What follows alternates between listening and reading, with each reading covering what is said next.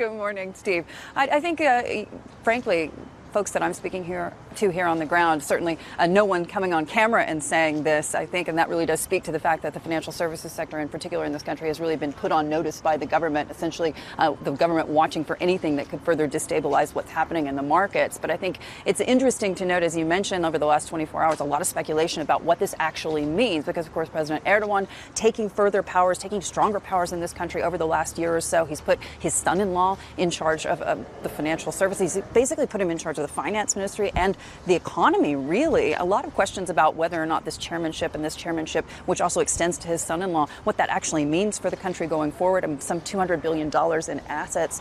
We also know, of course, that Turkish Airlines comes under this umbrella as well. So a lot of questions about what that really means. This is a government, of course, that's been in power since 2003 and certainly has been taking further and further powers. And, of course, we have to remember that the folks who were really largely credited with those 10 years of economic growth here in Turkey are no longer a part of this government. Of course, I'm referencing the former finance minister, former deputy prime minister, Mehmet Şimşek, and I'm also referencing the former head of the economy, which was Bale Babacan. So those folks are no longer part of this administration. And a lot of questions, of course, not just from people here on the ground, but certainly international investors about what that really means for this country going forward. Now, of course, we are talking about a rate hike potentially today. We are talking about a massive range, anywhere from 0 to 725 basis points. Folks that I've spoken to this morning essentially telling me we're expecting somewhere in the middle between 300 and 350. But I think it's really interesting, as you point out, that we're continuing to see all of these announcements coming out of the government that really don't give much comfort, I would say, to investors. So in terms of what happens next, Hadley, at the moment it's self-help.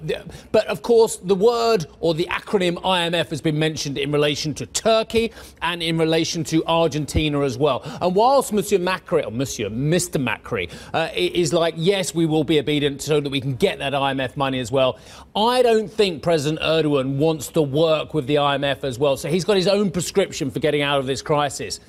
Any thoughts about whether the self-help remedy is going to work? It's interesting, that you're mentioning that, because remember a couple of years ago we were talking so often about the EU ascension, Turkey's EU ascension, and what that would actually mean. There was, for a long time there, the Europeans were really pushing back on that. They were making it, according at least to the Turks, that they were making it really, really hard for them to move forward in that process. Then, of course, we had the financial crisis. At that time, at least initially, Turkey was looking pretty sweet. The Europeans, particularly the Germans, coming out again and again, basically saying we need to bring them into the fold here to help all of us out.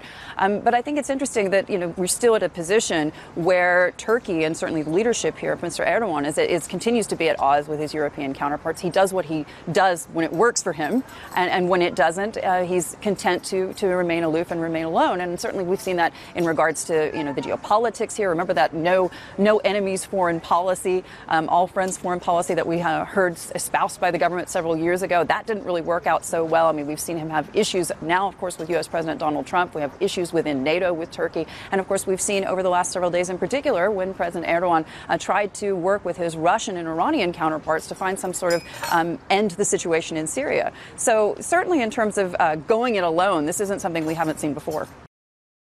Hey everybody, it's Hadley Gamble from our new CNBC Middle East Bureau in Abu Dhabi. Thanks for stopping by. Now to watch more, you can try one of the videos that just popped up on your screen. And don't forget to subscribe.